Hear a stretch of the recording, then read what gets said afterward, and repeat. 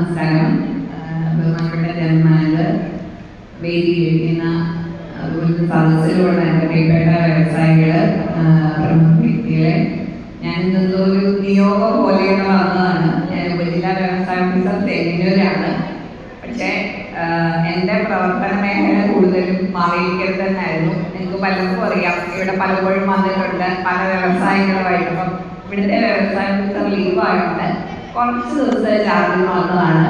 വളരെയധികം സന്തോഷമുണ്ട്. കാരണം നമ്മുടെ ഈ പ്രാവശ്യത്തെ വ്യവസായ നയത്തിൽ പറയുന്നത് വ്യവസായത്തെ പ്രൊമോട്ട് ചെയ്യുക വിത്ത് ഇമ്പോർട്ടൻസ് ടു നേച്ചർ.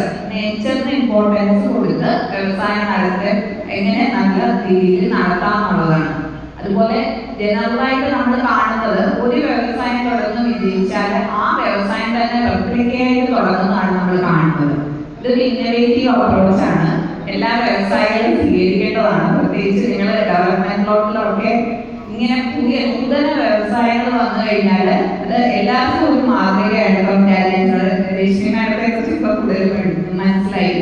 അപ്പൊ അതുപോലത്തെ റിസർച്ചും ഡെവലപ്മെന്റ്സും നമ്മുടെ കേരളം മുന്നോട്ട് പോവുകയാണ്.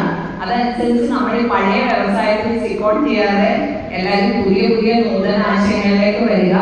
ഇന്ന് തുടങ്ങിയ ഈ സംരംഭത്തിന് എല്ലാ ആശംസകളും അറിയിക്കുന്നു.